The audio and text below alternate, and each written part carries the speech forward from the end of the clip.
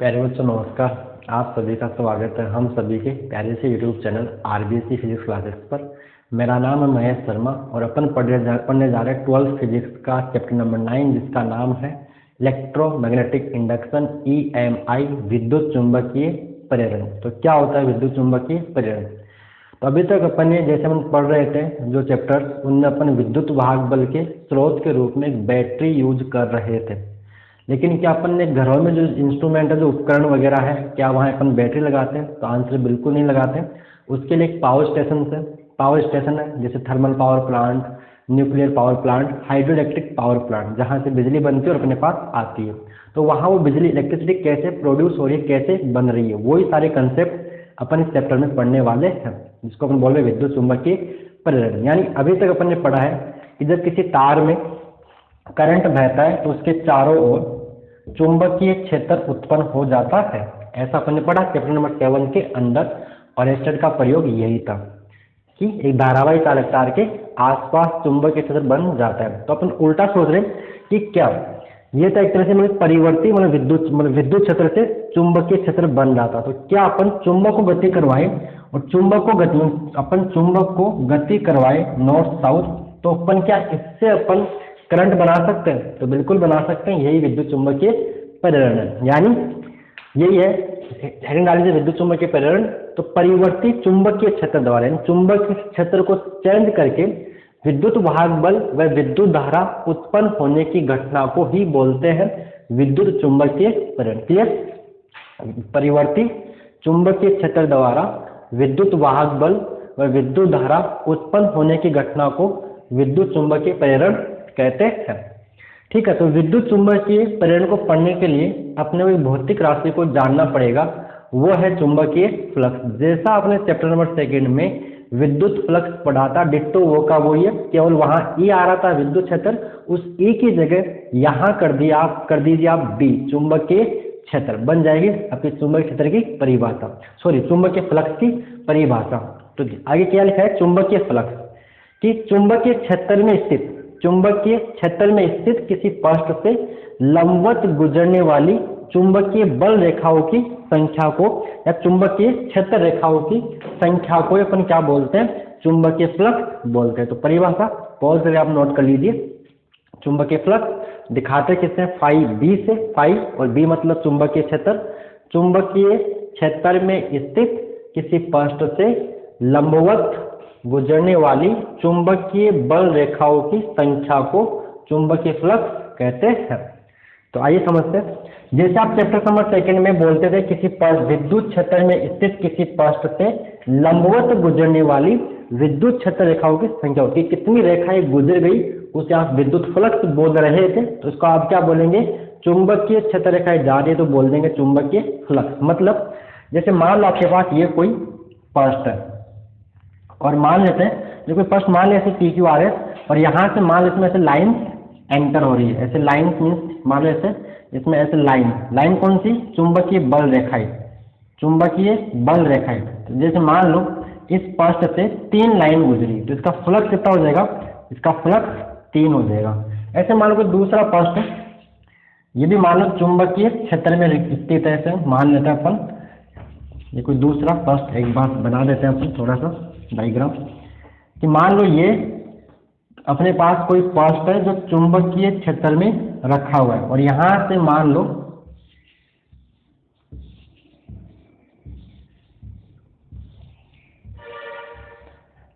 इससे कितनी लाइन गुजरी?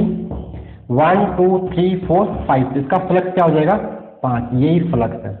किसी पृष्ठ से लंबवत गुजरने वाली चुंबकीय क्षेत्र रेखाओं की संख्या को बोलते हैं फ्लक्स। फील आपको आ गया। आगे बात करते हैं परिणाम इसका क्या होता है। परिणाम है इसका फॉर्मूला क्या होगा, इसको कैसे अपन निकालेंगे। वैसे आप जानते हो चैप्टर 2 वाला जो E था उसके लिए B कर दो, वहां तो E A cos थीटा या B A cos थीटा आ जाएगा। तो क्लियर? एक बार यहाँ तक आप पॉज करके नोट कर लीजिए। ओके, इसको आप पॉज करके परिभाषा डेफिनेशन नोट कर लीजिए। चलिए इसको आप कर देते हैं।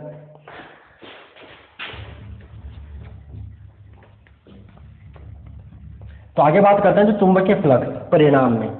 चुंबकीय फ्लक्स परिणाम में नेक्स्ट लिखिए चुंबकीय फ्लक्स परिणाम में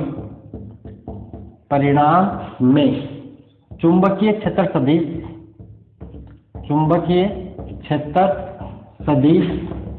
व क्षेत्रफल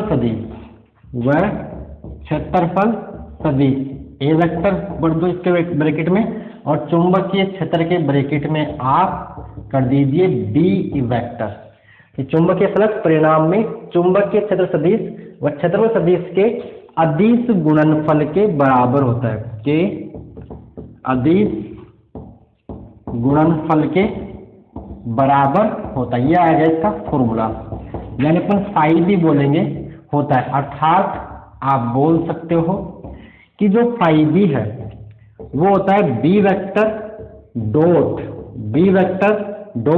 ए वेक्टर के बराबर। यानी आप इस डॉट को उठाओगे तो फॉर्मूला क्या बनेगा, बी ए कोस थीटा, जहां थीटा क्या है, जहां थीटा कोमा ए वेक्टर व बी वेक्टर के बीच का कोण है, ए वेक्टर व बी वेक्टर के बीच का कोण है। ये आ गया फॉर्मूला। इससे आपको मतलब सारे कुछ जैसे मतलब अगर बी क्षेत्रफल मतलब तल से किसी तल मतलब किसी कोण पर हुआ वो भी यहाँ से आप निकाल सकते हो। मैंने सीधा इसको बी डॉट ए से ही समझा दिया आपको, B vector dot A vector. यानी ये एक तरह से क्या हो गया, अदिश गुणनफल के बराबर। अदिश के इसको हम समझ लेते हैं। जैसे मान लो अपने पास ये कोई पर्स है जो चुंबकीय क्षेत्र में रखा हुआ है, ठीक है, और मान लो यहाँ से लाइन से गुजर रही है, तो इस केस में पूरी लाइन इससे परपेंडिकुलर इससे पास हो रही है। लेकिन और ये इसका क्या बनेगा, इसका भाई क्षेत्रफल सदिश का तल के लंबवत, तो ये मार्कर बन जाएगा इसका क्षेत्रफल सदिश। और ऐसे मान लो आ रही है लाइन और ये मार्कर का क्षेत्रफल सदिश। अब मैं क्या कर रहा हूँ, इसको ऐसे घुमा रहा हूँ, तो जैसे मान लो पहले 10 लाइन आ रही थी, तो अब जैसे लाइन 8 7 6 5 4 3 2 1 और ये 0 हो गई। यानी अब सारी लाइन के तल के समांतर हो गई। तो हुआ क्या, ये क्या बन गया, क्षेत्रफल सदिश जो तल के लंबवत हो गया और बी क्या हो गया इधर। यानी जब कोण बढ़ा तो चुंबकीय क्षेत्र रेखा की संख्या कम हुई। तो कोण बढ़ने पर कौन सा ट्रिग्नोमेट्रिक रेशियो त्रिकोणमितीय अनुपात है जिसका मान घटता है, तो कोस है। तो यहाँ पे क्या आएगा, कोस थीटा आएगा। प्रूफ हो रहा है, समझ आ रहा है, फील आ रहा है कि यहाँ से कोण बढ़ा तो ये लाइन्स नहीं गुजरेगा। ये हो गया ए वेक्टर क्षेत्रफल सदिश और इधर जा रहा अपन बी वेक्टर अपन मार रहे हैं। तो ए वेक्टर और बी वेक्टर के बीच कोण कितना हो गया 90 डिग्री। मार्कर ए वेक्टर का काम कर रहा है आपकी ओर, क्लियर। और लाइन जा रही है ऐसे इधर, क्लियर, मेरी अंगुली ये वाली। तो ए वेक्टर और बी वेक्टर के बीच कोण होगा 90 यानी तो 0 इस टाइम फ्लक्स। तो यानी यहाँ क्या आएगा, कोस आएगा, फाई बी बराबर बी ए कोस थीटा। अब अगर कैसे बना देते हैं, यदि थीटा 0 हुआ तो क्या होगा, थीटा 180 हुआ तो क्या होगा, थीटा 90 हुआ तो क्या होगा। तो एक बार इसको आप वर्क करके नोट कर लीजिए। मैं ऊपर वाला थोड़ा सा साफ करता हूँ।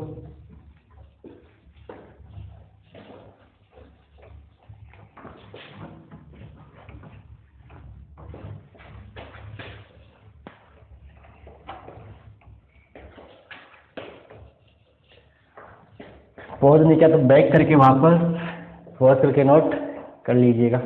चलिए अब हम इससे अलग अलग केसेस की बात करते हैं। देखिए केस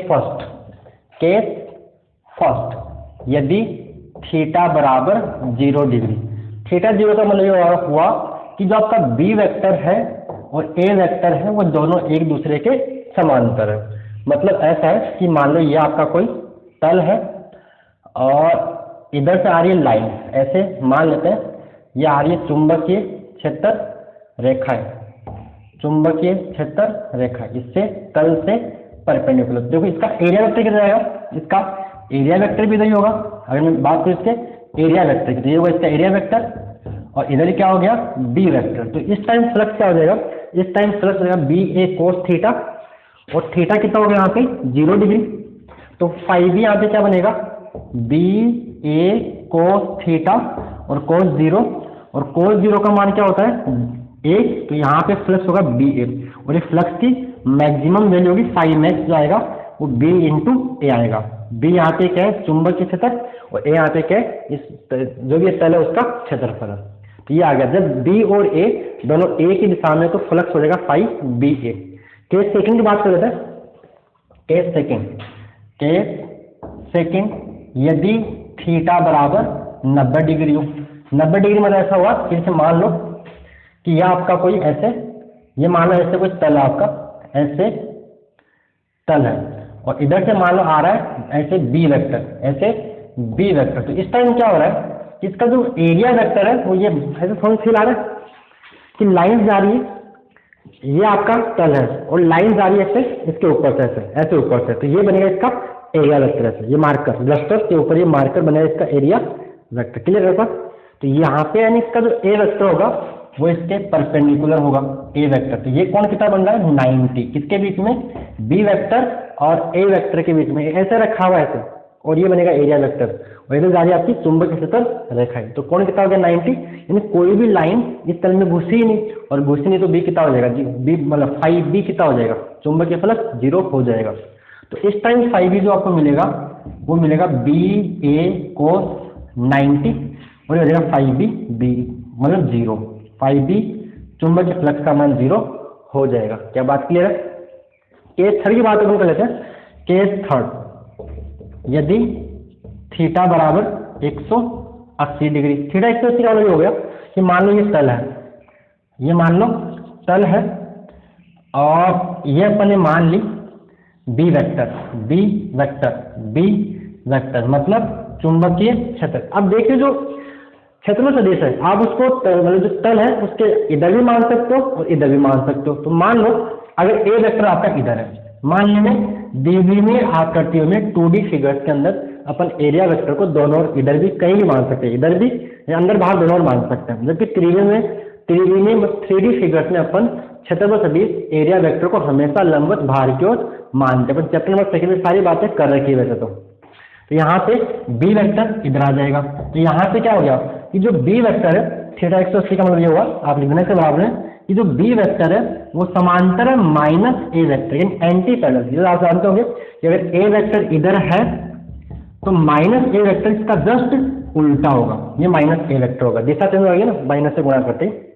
तो जो बी वेक्टर है वो माइनस ए वेक्टर के समांतर। माइनस का कंसेप्ट क्लियर कि इस बार ए वेक्टर इधर ना होके इधर है, इधर इधर। क्लियर?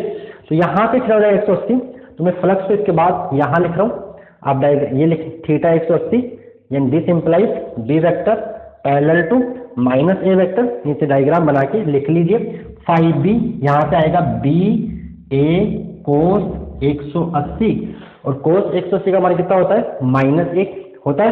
तो यहाँ रख दीजिए 5b बराबर बी ए इंटू -1, यहाँ आ जाएगा माइनस, क्या आएगा यहाँ पे माइनस दिखाई दे रहा है, 5b बराबर माइनस का बी ए लिखा मैंने यहाँ पे माइनस का बी ए।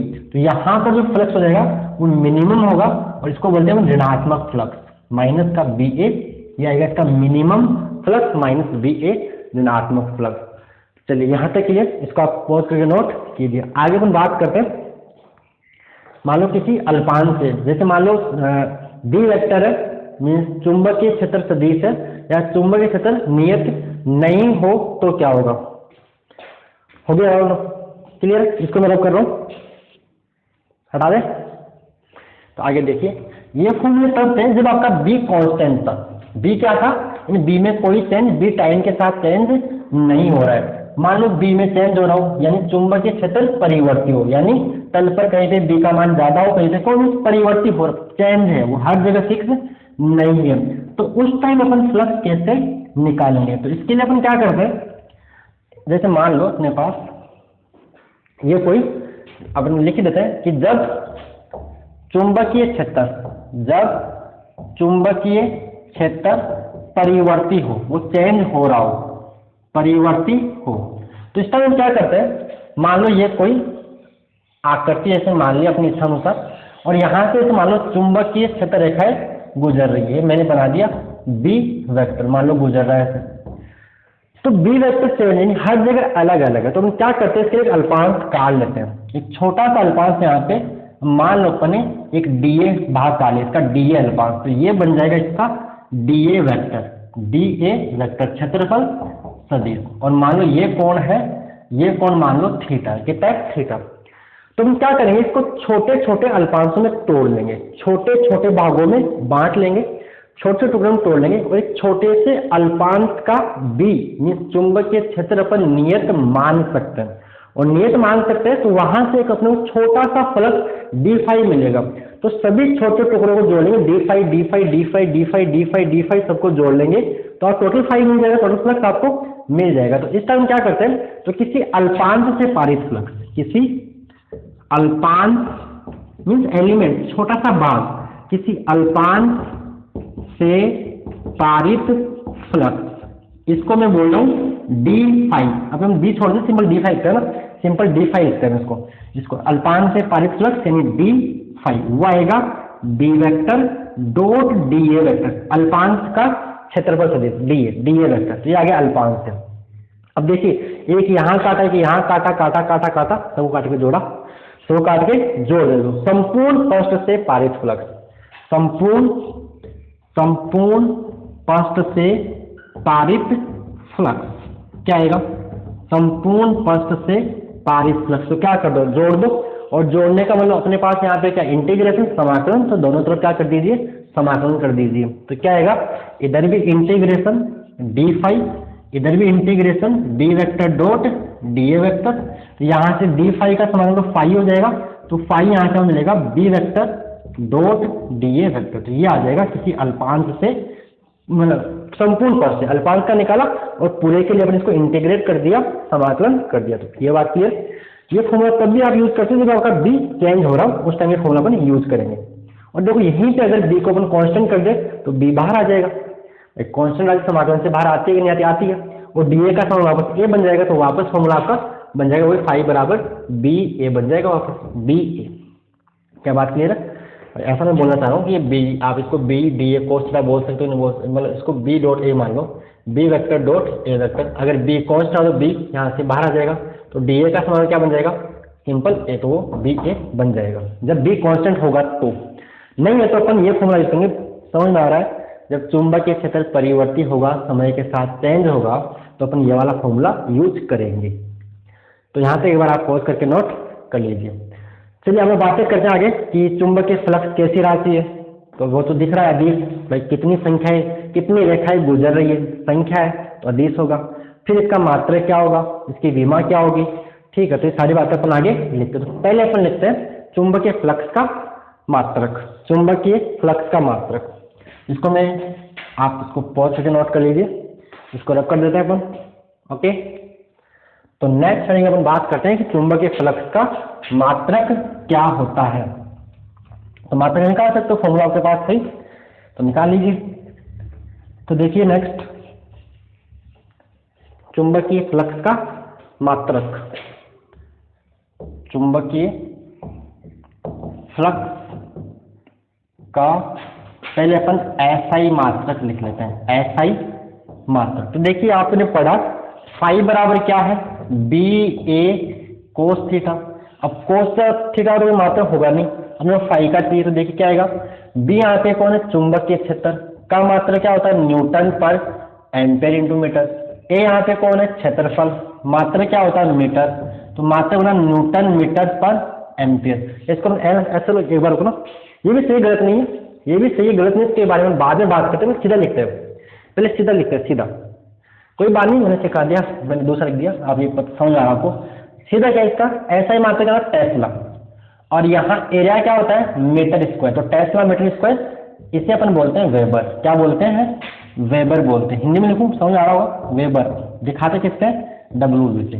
तो इसका ऐसा ही मात्रक क्या होता है, वेबर होता है। वो रियल में किसके बराबर है, टेस्ला इंटू मीटर स्क्वायर, यानी मीटर स्क्वायर, यानी बोल सकते हो 1 वेबर बराबर होता है 1 टेस्ला इंटू 1 मीटर स्क्वायर। तो ये हो गया इसका SI मात्रक, वेबर, ठीक है। अब दूसरे मात्रक के बारे में बात और करते हैं, अन्य मात्रक, जैसे मतलब SI है, अन्य मात्रक। अब देखिए जो मैंने पहले लिखा था, ये भी ये वेबर, ये सीधा tesla into metre square weber बोल दिया। B का देखो मात्रक क्या होता है, न्यूटन पर एम्पियर इंटू मीटर। यहाँ पे एरिया का क्षेत्रफल का मात्रक मीटर स्क्वायर। तो देखिए मीटर से मीटर कट जाएगा, उसका आएगा न्यूटन मीटर बटे एम्पियर। आप इसको जूल पर एम्पियर भी बोल सकते हो, जूल पर एम्पियर। और आप चाहो तो इसको, भाई एम्पियर क्या होता है, करंट, धारा, और धारा क्या होता है, आवेश बटा समय। तो आप इसको कुलाम बटा सेकंड भी कर सकते हो। सेकंड जाएगा ऊपर, तो जूल इंटू सेकंड बटा कुलाम बन जाएगा। तो आप इसको वोल्ट, जूल बटे कूलाम को वोल्ट भी बोल सकते हो, तो इसका मात्रक वोल्ट इंटू सेकेंड भी हो सकता है। समझ? तो ये तो आपको आता है, तोड़ मोड़ना, इधर रहना, ऐसा रखा ये आ जाए, तो ये आपको कन्वर्ट करना आई थिंक आपको आता है। वैसे इसका ऐसा मात्रक है वेबर। चलिए आगे बात करते हैं। यहाँ तक क्लियर? ये समझ आ गया? चलिए यहाँ तक क्लियर है। चलो आगे अपन निकाल इसका सीजीएस मात्रक। तो मैं आगे लिखता हूँ सीजीएस मात्रक। तो देखिए सीजीएस मात्रक इसका जो होता है वो होता है मैक्सवेल। मैक्सवेल क्या होता है यहीं से देख लेते हैं भाई। सीजीएस मात्रक, चुंबकीय क्षेत्र का सीजीएस मात्रक क्या होता है? गोस। तो यहाँ मैं गोस लिखता हूँ, कैपिटल जी मतलब गोस, कैपिटल जी मतलब गोस, इनटू में क्षेत्रफल का सीजीएस मात्रक क्या होता है? Centimetre square. Gauss centimetre square, जिसे बोलते हैं मैक्सवेल। जिसे क्या बोलते हैं? मैक्सवेल। दिखाते किससे? कैपिटल एम एक्स से। तो इसका हो गया, दिखाई दे रहा है यहाँ पे, ये दिखा लिखता हूँ सीजीएस मात्रक। सीजीएस मात्रक, बी का सीजीएस मात्रक गोस, एरिया का सीजीएस मात्रक centimetre square, gauss centimetre square, gauss centimetre square, जिसे अपन क्या बोलते हैं? मैक्सवेल बोलते हैं, और दिखाता है किससे? एम एक्स से। चलिए तो ये हो गया इसका सीजीएस मात्रक मैक्सवेल। अब हम बात कर लेते हैं इसके, मतलब चलो एक बार वो भी देखेंगे इसमें वेबर में और मैक्सवेल में क्या संबंध है वो देखते हैं। इससे पहले अपन इसकी लिख लेते हैं वीमा। सीजीएस मात्रक के लिए गोस सेंटीमीटर स्क्वायर, क्योंकि गोस कहाँ से? बी का सीजीएस मात्रक होता है गोस, और एरिया का सीजीएस मात्रक होता है सेंटीमीटर स्क्वायर। तो गोस सेंटीमीटर स्क्वायर हम क्या बोलेंगे? मैक्सवेल बोल देंगे। चलिए आगे अपन बात करते हैं इसकी वीमा। यहाँ आगे निकाल लेते हैं इसकी वीमा। तो वीमा के लिए अपन कौन सा यूज करें बेटर रहेगा अपने लिए? वीमा के लिए या तो यहीं से यूज कर लो, न्यूटन पर एम्पीयर इंटू मीटर स्क्वायर से यूज कर लेते हैं, या जूल से कर लो। जूल का आपको याद होगा कार्य, एम्पीयर मींस करंट, तो यहीं से कोई बेटर रहेगा। जूल पर एम्पीयर, जूल पर एम्पीयर, जूल पर एम्पीयर। समझ आ रहा है? न्यूटन मीटर को जूल लिखा, अरे न्यूटन मीटर कार्य तो हुआ, बल इंटू विस्थापन, जूल बटा एम्पीयर। तो जूल मींस कार्य की तो आपको याद होनी चाहिए होगी, m1 L2 T माइनस, होती है कि नहीं भाई? आप याद कर लो, वेग, त्वरण, बल, कार्य आगे से तो याद रखिए, जिनसे आसान हो जाएगा। तो जूल यानी m1 L2 T माइनस 2, ये हो गया कार्य। नीचे कौन है? ए मतलब एम्पियर, यानी क्या आएगा? A1। तो आप इसको बोल सकते हो विमान में m1 L2 T minus 2 A minus 1, ये आगे इसकी विमा, चुंबक के फ्लक्स की विमा। यानी द्रव्यमान में 1 है, लंबाई में 2 है, समय माइनस का 2 है, और विद्युत धारा माइनस की 1 है। ये इसकी विमा आगे। आगे लिख लीजिए चुंबकीय फ्लक्स कैसी राशि है? तो चुंबकीय फ्लक्स एक अदिश राशि है। चुंबकीय फ्लक्स एक अदिश राशि है, स्केलर क्वांटिटी है। चलिए अब आगे बात करते हैं अपन मैक्सवेल व वेबर में संबंध, या वेबर व मैक्सवेल में संबंध। मैक्सवेल व वेबर में संबंध क्या होता है देख लेते हैं। तो आपके पास ये वेबर, तो एक वेबर बराबर आप जानते हो कितना होता है? 1 टेस्ला इंटू 1 मीटर स्क्वायर। आपको चयन किसमें करना है? सीजीएस में। तो आपको पता होगा 1 टेस्ला में 10⁴ गोस होते हैं, याद हो जाते, चैप्टर में 7 में अपने पढ़ रखा है। 1 टेस्ला में 10⁴ गोस होते हैं, और 1 मीटर स्क्वायर को अपन 10⁴ सेंटीमीटर स्क्वायर लिख सकते हैं। लिख सकते हैं, सेंटी मतलब क्या होता है? 10⁻²। यहाँ पे स्क्वायर करोगे तो 10 यानी स्क्वायर करोगे तो यहाँ 10⁻4 बन जाएगा। तो इसको हमने 10⁴ से गुणा कर दिया, और 10⁻4 से भी भाग दिया, 10⁴ से गुणा किया, 10⁴ से भाग दिया। जो भाग दिया तो उसको अपन ऊपर लाएंगे तो माइनस बन जाएगा, जिसको अपन इसमें लिख दिया है। तो एक वेबर बराबर आ गया 10⁴, 10⁴ 8 गोस सेंटीमीटर स्क्वायर। और गोस सेंटीमीटर स्क्वायर को अपन क्या बोल सकते हैं? मैक्सवेल यानी mx बोल सकते हैं। तो एक वेबर बराबर होता है 10⁸ mx, मतलब मैक्सवेल। एक वेबर में कितने मैक्सवेल होते हैं? कितने? 10⁸ 10⁸ मैक्सवेल। तो ये हो गया संबंध। यहाँ तक क्लियर? चलिए एक बार आप यहाँ तक पॉज करके नोट कर लीजिए, मैं इसको रब कर दो। क्लियर? तो वगैरह हो गई, धनात्मक किसी अल्पांश निकाल लिया। अब आगे अपन बात करते हैं। चलिए धनात्मक व ऋणात्मक फ्लक्स क्या होता है? धनात्मक व ऋणात्मक फ्लक्स, इसको हटा देते कर देते हैं यहाँ से। क्लियर? देखो धनात्मक और ऋणात्मक फ्लक्स वैसे तो हमने पढ़ लिया कि जब B और A के बीच में कोण 0 था तो फ्लक्स आ रहा था धनात्मक, और जब B वेक्टर और A वेक्टर के बीच कोण 180 डिग्री था तो फ्लक्स क्या आ रहा था? ऋणात्मक आ रहा था। देखा था आपने? तो वो ही है यानी अपन क्या करते हैं, किसी तल के ऊपर अपन क्षेत्रफल सदिश दोनों ओर खींच सकते हैं, इधर भी और इधर भी। जब बी और ए, बी वेक्टर और ए वेक्टर दोनों एक दूसरे के समांतर होंगे तो फ्लक्स बन जाएगा धनात्मक, और जब बी वेक्टर और ए वेक्टर दोनों एक दूसरे के विपरीत होंगे तो फ्लक्स बन जाएगा ऋणात्मक। तो बस यही है। तो नेक्स्ट हेडिंग आप समझ में आ गया होगा, तो लगा लीजिए, लिख लीजिए धनात्मक व ऋणात्मक फ्लक्स, धनात्मक व ऋणात्मक फ्लक्स, धनात्मक व ऋणात्मक, पॉजिटिव एंड नेगेटिव फ्लक्स। देखिए अपने पास ये तल है, मान लो किसी चुंबकीय क्षेत्र में रखा हुआ, और ये मान लीजिए अपन बी वेक्टर बना देते हैं, बी बनाते जाइए, बी वेक्टर। अगर बी वेक्टर और ए वेक्टर दोनों समांतर है तो देखिए यहाँ पे क्या आ रहा है, बी वेक्टर समांतर है ए वेक्टर के, this implies theta is equal to 0 degree. तो इस टाइम फ्लक्स क्या देगा, इस टाइम फ्लक्स फाई बराबर बी ए कोस 0 हो गया 1, तो फ्लक्स यहाँ पे क्या आ रहा है, धनात्मक आ रहा है। इस केस में फ्लक्स आ रहा है धनात्मक। दूसरा, अगर मान लो अपन ने एरिया वेक्टर को, एरिया वेक्टर मतलब क्षेत्रफल सदिश को अगर बी वेक्टर के विपरीत लिया है, बी वेक्टर के विपरीत, मगर ऐसा बोल रहा हूँ कि अगर यह आपका मान लो बी वेक्टर है, ऐसा अपन बना दिया कि ये बी वेक्टर, इससे तल से परपेंडिकुलर लंबवत, और मान लो ए वेक्टर इधर है, ए वेक्टर इधर है। इस टाइम क्या हो गया देखिए, इस टाइम यानी बी वेक्टर समांतर है माइनस ए वेक्टर के। भाई ए वेक्टर इधर है तो माइनस ए वेक्टर इधर होगा, ये तो समझते हो ना भाई। अगर ए प्लस ये ए वेक्टर है तो माइनस ए किधर होगा, इसके जस्ट उल्टा। अगर ये ए वेक्टर है तो ये होगा माइनस का ए वेक्टर, ये वाला। तो यहाँ पर थीटा कितना बनेगा, वैसे रियल में तो 180 डिग्री। भाई आपको तो कोण किसके बीच में चाहिए, बी वेक्टर और ए वेक्टर के बीच में से ना, बी वेक्टर इधर है और ए वेक्टर इधर है। तो यहाँ फ्लक्स बनेगा बी ए कोस थीटा, और थीटा कितना 180, कोस 180 का मान कितना होगा -1, तो माइनस का बी है। तो ये हो गया ऋणात्मक फ्लक्स और ये हो गया धनात्मक फ्लक्स। तो अपन इसके बारे में लिख देते हैं बात कि किसी तल पर क्षेत्रफल सदिश, किसी तल पर क्षेत्रफल सदिश तल के दोनों ओर खींचा जा सकता है, दोनों ओर खींचा जा सकता है, दोनों ओर खींचा जा सकता है। भाई ये तल है, आप ए वेक्टर ये भी ले सकते हो और ए वेक्टर आप ये भी ले सकते हो मार्कर, ठीक है। तो दोनों ओर खींचा जा सकता है यदि चुंबकीय क्षेत्र सदिश, यदि चुंबकीय क्षेत्र सदिश व क्षेत्रफल सदिश दोनों एक दूसरे के समांतर हैं। दोनों, ये जो मैंने बात यहाँ बोली उसी को मैं शब्दों में लिख रहा हूँ, दोनों एक दूसरे के समांतर है तो फ्लक्स क्या होगा, धनात्मक होगा।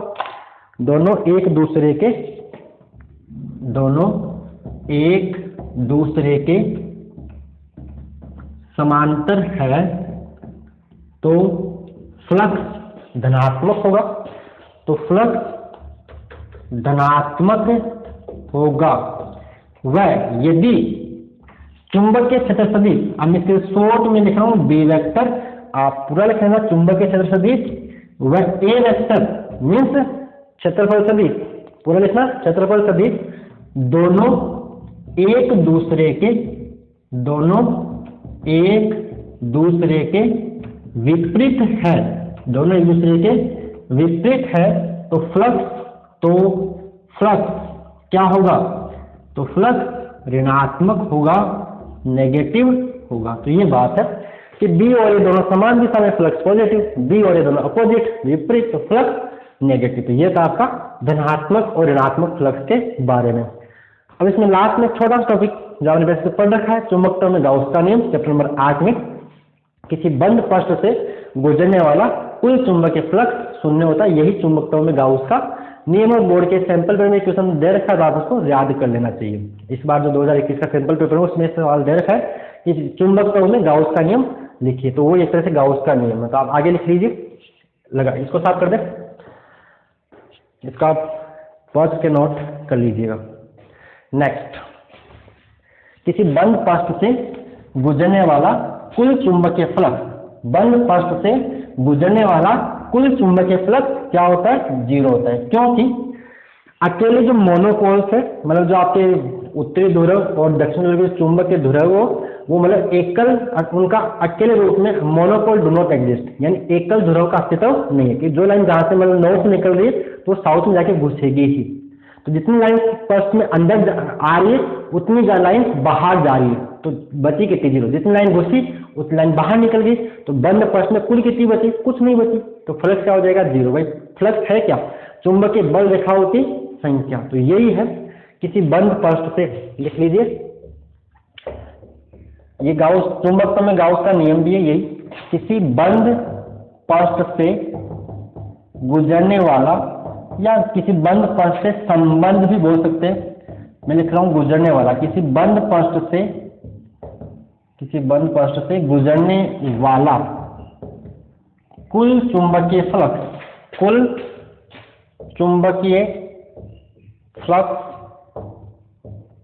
शून्य होता है, शून्य होता है, यानी आप बोल सकते हो, अर्थात फाइव बी क्या आएगा, 0 आएगा, यानी जो आपका B vector dot dA vector, अगर बंद पृष्ठ से आप ये लगा दीजिए, ठीक है, तो इसका मान कितना आएगा, 0 आएगा। यही चुंबकत्व में गाउस का नियम है।